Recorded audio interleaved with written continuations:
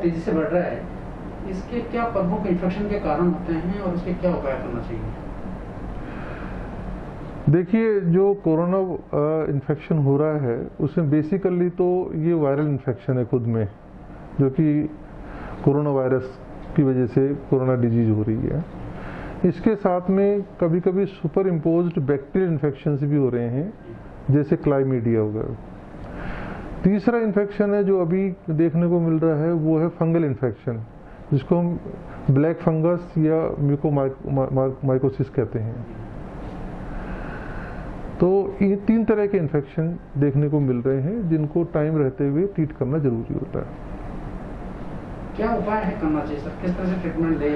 देखिए, जहाँ तक कोरोना वायरस के लिए एंटीवायरल ड्रग्स का सवाल है, ज़्यादातर स्टडीज ये बताती है कि कोई भी एंटीवायरल ड्रग जो है वो इस वायरस के अगेंस्ट काम नहीं कर रही है।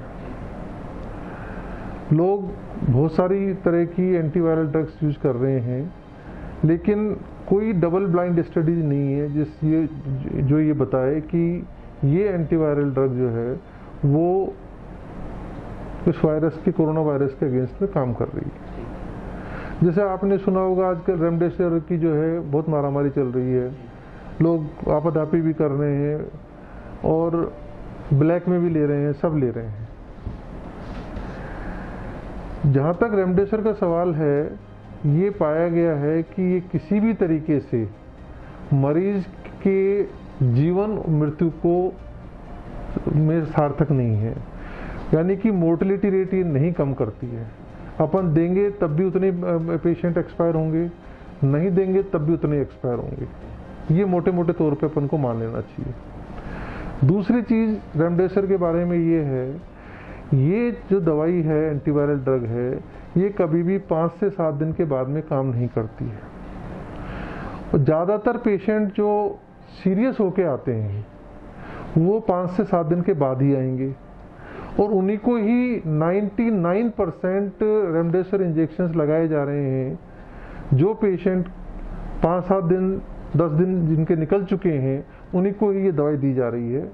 और मेरे अनुमान से ये मियर वेस्टेज ऑफ मनी है और मियर वेस्टेज ऑफ पेशेंट्स को, जिसके साइड इफ़ेक्ट जो हैं उससे भी मतलब उनको उसके साइड इफ़ेक्ट भी उनको दिए जा रहे हैं।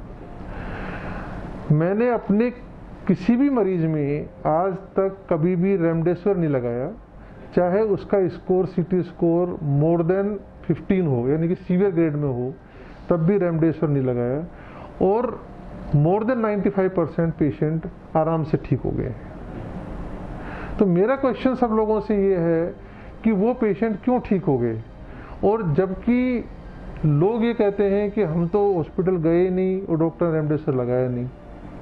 तो मेरे को नहीं लगता है कि ये बहुत समझदारी का काम चिकित्सा वर्ग में या चिकित्सा में हो रहा है। किसी भी तरह का रेमडेसिविर कोई रोल मेरे को नहीं लगता कि इस बीमारी में पेशेंट की मोर्टेलिटी कम करने में कोई काम आएगा। सर, एक पेशेंट को क्या सावधानी रखना चाहिए अगर उसका ऑक्सीजन लेवल लगातार गिर रहा हो, तो उसको क्या करना चाहिए कि वो कंट्रोल हो और मतलब घर पे आइसोलेट होकर भी काम अपने आप को? देखिए, हम ये मानते हैं कि यदि पेशेंट का ऑक्सीजन सैचुरेशन 92% से ऊपर है तो उसको आराम से घर में आइसोलेट करना चाहिए और उसको जनरली ऑक्सीजन की आवश्यकता नहीं पड़ती है। यदि किसी व्यक्ति का ऑक्सीजन सैचुरेशन 92% से कम है और उसको कोई फीवर नहीं है या कोई comorbid conditions like diabetes, hypertension, cardiac problem, kidney problem नहीं है, उनको आराम से होम आइसोलेशन में रखा जा सकता है। और एक ऑक्सीजन सिलेंडर को साइड बाय एक ऑक्सीजन सिलेंडर का सपोर्ट रखना चाहिए। जब भी उसका ऑक्सीजन सैचुरेशन 90 से कम होता है तो उसको ऑक्सीजन लगा देनी चाहिए और वो ठीक हो जाएंगे, मेरे को पूरा विश्वास है। सर, सिटी स्कैन भी बहुत तेजी से चलन में आया इस कोरोना के दौरान कि मैंने डॉक्टर से बात की थी, उनका कहना था कि उन्हें जब टेस्ट लगा तो मैं सीधा सिटी स्कैन के बाद में कहा कि ठीक है, इसमें कुछ नहीं निकला, इसका कुछ नहीं निकला, तो सिटी स्कैन करा देना। नहीं, सिटी स्कैन की अपनी गाइडलाइंस हैं। ये सही बात है कि पेशेंट्स बहुत सारे ऐसे होते हैं जो डे 1 पे ही सिटी स्कैन करा लेते हैं, उसके बाद कुछ आता नहीं है उसके अंदर, और फिर बाद में मान लो उनको 5-7 दिन बाद में कॉफ होता है, तो वो ट्रीटमेंट से मिस हो जाते हैं। मिस कैसे हो जाते हैं कि जो सपोज करो कि उन्होंने डे 1 पे या डे 2 पे सीटी स्कैन कराया और उनका सीटी स्कोर जो है वो 2-3/25 आ गया है ना, तो डॉक्टर कहेगा वो सीरियसनेस नहीं है। अब सपोज करो कि 5-7 दिन बाद में उसको कॉफ होता है, तेज फीवर आता है, तो अब 2 ही तरीके हैं, या तो दोबारा सीटी स्कैन कराएं और या फिर मतलब ये केसेस मिस हो जाएंगे और उनको पूरा प्रॉपर ट्रीटमेंट नहीं मिल पाएगा। ऐसे हमने बहुत से पेशेंट देखे हैं जिनके सीटी स्कैन अर्ली स्टेज में करा दिए गए हैं और फिर उसके बाद में यदि दूसरा सीटी स्कैन प्रॉपरली टाइम पे नहीं कराया तो फिर वो सीरियस हो जाते हैं। सर कब एक पेशेंट को चाहिए कि वो सीटी स्कैन की तरफ बढ़े? सीटी स्कैन का एक तो इंडिकेशन ये है कि कभी भी 4-5 दिन से पहले नहीं कराना चाहिए। फीवर है, उसको कॉफ है, तो at least we should wait for 5 days, पहली चीज़। यदि उसके कोई कोमोर्बिड कंडीशन नहीं है और उसका ऑक्सीजन सैचुरेशन 95% से कम नहीं हो रहा है तो उसका सीटी स्कैन कराने से कोई आवश्यकता नहीं है। अब इंडिकेशन क्या बची? पेशेंट को 5 दिन निकल चुके हैं, हाई ग्रेड फीवर आ रहा है, ऑक्सीजन सैचुरेशन 95% से कम हो रहा है, या उसको कोई कोमोर्बिड कंडीशन है जैसे डायबिटीज़ है, हाइपरटेंशन है, हार्ट की प्रॉब्लम है, किडनी की प्रॉब्लम है, तो उन लोगों को सीटी स्कैन कराना चाहिए।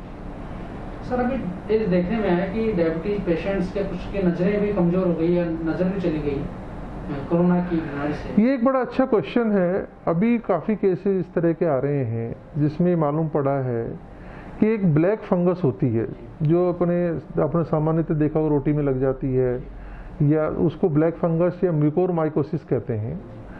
उस फंगल इन्फेक्शन में क्या होता है, जिन पेशेंट्स को 5 दिन या 5 से ज़्यादा दिन ऑक्सीजन चल रही होती है तो उस नलकी के थ्रू वो फंगस जो है नोज की टिप पे चल जाती है और नाक का कनेक्शन डायरेक्ट आई से होता है।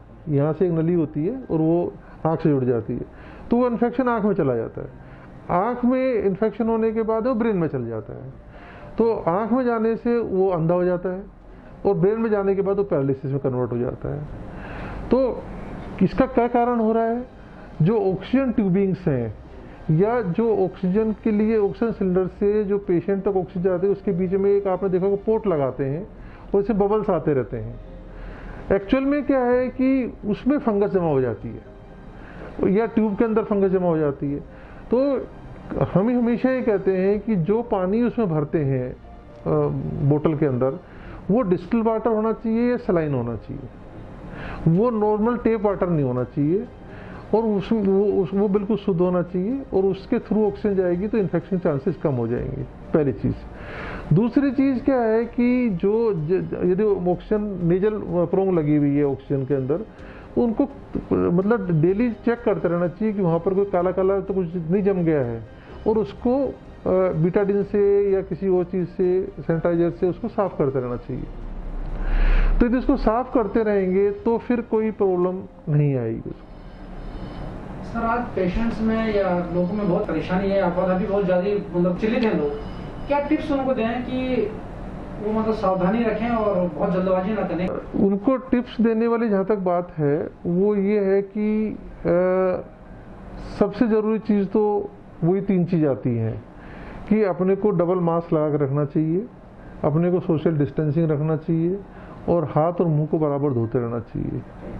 जिसने ये तीनों तरीके अच्छी तरह से समझ लिए हैं उनको इन्फेक्शन फैलने का डर बहुत कम होता है और कोई दिक्कत नहीं आती है उनको। इस तरह से सपोज करो किसी में सिम्टम्स आते, खांसी हो रही है, जुकाम हो रहा है, तो हर चीज़ कोविड नहीं हो सकती, ऐसे भी लोग हैं, लेकिन एक डर तो लोगों के मन में है। तो कुछ मरीज ऐसे होते हैं जो बहुत जल्दी डॉक्टर के पास पहुंच जाते हैं, कुछ लोग ऐसे होते हैं जो पहले घर की दवाई लेंगे, फिर मेडिकल स्टोर से दवाई लेंगे, फिर कोई काढ़े वाड़े पीते रहेंगे, तो वो सब लोग जो है अपनी डिजीज़ को प्रोलॉन्ग कर लेते हैं। मेरी समझ में ये है कि जैसे ही आपको कुछ भी सिम्टम्स हो, फीवर हो या खांसी जुकाम हो या गले में दर्द हो, तो सबसे पहले आपको डॉक्टर से सलाह लेनी चाहिए और डॉक्टर की सलाह के अनुसार ही वो जैसा बताएं वैसा करना चाहिए। क्या उनको दवाई लेनी है, क्या उनको टेस्ट कराना है, क्या उनको सीटी स्कैन कराना है, ये खुद को डिसीजन नहीं लेना चाहिए, या अड़ोस पड़ोस वाले जो राय देते रहते हैं उनसे सजेशन नहीं लेने चाहिए। उनको सीधे सीधे अपने डॉक्टर से सलाह लेके सारे काम करने चाहिए। सर, अभी कोरोना इन्फेक्शन का सबसे ज़्यादा जो फर्क पड़ा है वो असर पड़ा है लंग्स में। तो कितना, जब सपोज करो किसी के लंग्स डैमेज हुए 50% 60%, तो उसके क्या चांसेस होते हैं कि वो रिकवर कर लें? बिल्कुल प्रोटोकॉल्स बने हुए हैं, और हम ये मानते हैं कि जो HRCT कराते हैं पेशेंट की, उसमें स्कोरिंग करते हैं। राइट लंग जो है उसको 3 में डिवाइड किया हुआ है, अपर लोब, मिडल लोब और लोअर लोब। जो लेफ्ट लंग है उसको 2 में डिवाइड कर रखा है, अपर लोब और लोअर लोब में। और एक लोब के 5 पॉइंट्स हैं, ठीक है। इस तरह से 5-5 पॉइंट्स, जो लोब इन्वॉल्व होंगे उनके 5-5 पॉइंट्स हैं, और इस तरह 25 पॉइंट होते हैं। अब रेडियोलॉजिस्ट जो है वो सीटी स्कैन को देखकर ये डिसाइड करते हैं किस लोब में कितना % इन्वॉल्वमेंट है। यदि पूरा लोब इन्वॉल्व है तो 5 मार्क्स हो जाएंगे, कम है तो 3 मार्क्स हो जाएंगे, 2 मार्क्स हो जाएंगे। इस तरह से वो कैलकुलेट करके हमको बताते हैं कि टोटल मार्क्स कितने हैं। उस मार्किंग के आधार पे हमको ये मालूम है जिनके स्कोर 8 तक हैं वो माइल्ड ग्रेड में है, 8 से 15 तक हैं वो मॉडरेट ग्रेड में है, और 15 से जाते हैं वो सीवियर ग्रेड में। तो अपन को ये होना चाहिए कि जो 15 से ज़्यादा हैं उन पेशेंट्स पे बहुत ज़्यादा अपने को मॉनिटरिंग करनी चाहिए, उनके लिए अपने को ऑक्सीजन तैयार रखनी चाहिए। और जिनका सीटी स्कोर 20 से ज़्यादा है उनको अपने को सोचना चाहिए कि भाई पेशेंट को अपन अंडर ऑब्जर्वेशन हॉस्पिटल में रखें। सब कोई एक्सरसाइज, योगा करना रेगुलर, इसके लिए कोई इस तरह का ट्रीटमेंट की जो आदमी घर बैठ के कर सके? योगा बहुत इम्पोर्टेंट है। आप लंबी सांस लीजिए नाक से, और मुंह से सीटी की तरह से ऑक्सीजन ये वायु निकालिए। ये एक एक्सरसाइज ऐसी है जिसकी वजह से लंग्स जो हैं उसमें ऑक्सीजन की मात्रा बढ़ाई जा सकती है।